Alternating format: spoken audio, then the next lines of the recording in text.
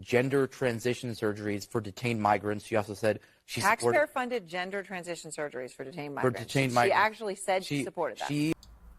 Glad to see the left-wing woke activists disguised as journalists over at CNN, at least some of them, finally woking up. Welcome to Dave's Club. I'm glad you're here. Well, it seems even CNN's Erin Burnett was shocked at how far left Kamala has swung. She makes Bernie Sanders look like Mike Lindell. K-File uncovered a 2019 questionnaire that Kamala answered, and some of her responses were, let's just say, extreme as heck. Let's check out the video. Tonight, Kamala Harris releasing details of her policy positions for the first time on her campaign website.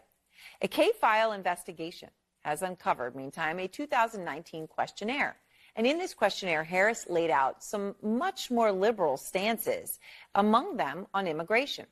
So in 2019, in what K-File found, she said she would cut funding to ICE, writing, quote, "Our immigrant detention system is out of control, and I believe we must end the unfair incarceration of thousands of individuals, families, and children. I was one of the first senators after President Trump was elected to advocate for a decrease in funding to ICE." Sure, makes perfect sense. If Orange Man wants to secure the border, it must be evil.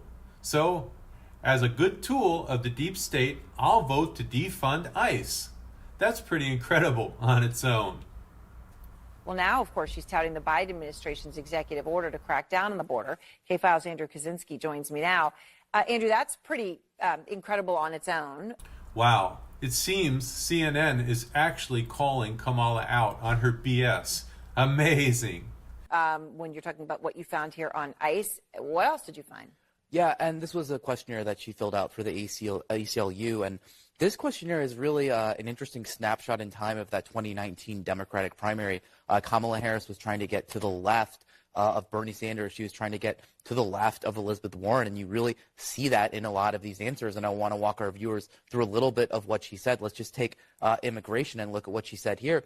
She said on immigration, she made this open-ended pledge to end immigrant detention. She said she supported taxpayer-funded gender transition surgeries for detained migrants. She also said she supported taxpayer-funded gender transition surgeries for detained migrants. She actually said she supported that. She both wrote and answered in the affirmative when she was asked this. And she said she also supported it for federal prisoners. Now, she also pledged to slash immigration detention by 50%, close all family and private facilities, and decrease funding for ICE, and then the end ICE detainers with local law enforcement. Gender surgery for illegal migrants on your tax dollars. How do you feel about that? So, this isn't strange considering its standard liberal insanity. What's so shocking is that CNN is acknowledging the insanity and is apparently calling it out for being bonkers. I mean, these are things that, you know, it would be hard to think that you would come up with taxpayer funding gender transitions for detained migrants, and yet this, as you say, written and verbally. You know, what else, you know, did you find?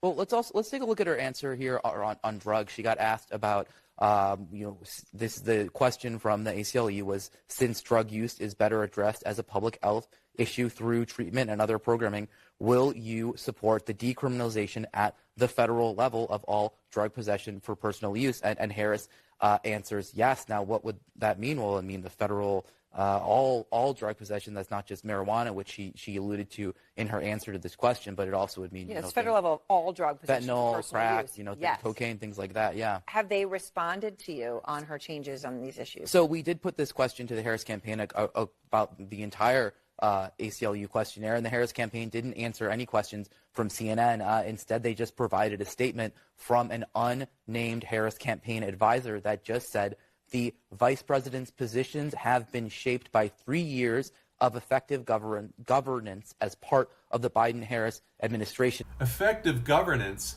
How can he say that with a straight face? Effective governance? Look at the economy. Look at jobs. Look at prices. Now, they declined to CNN to elaborate on what those positions were, and then they also provided this statement, which they attributed to a spokesperson saying, as president, she will take that same pragmatic approach, focusing on common sense solutions for the sake of progress. So where does she stand on this? All this questionnaire today, we don't know, and they won't say. It's pretty incredible stuff. And thank you very much, Andrew K-File, for this reporting. She's exasperated. Too funny. To see a famous scientist compare white people to monkeys, click here, and I will see you over there.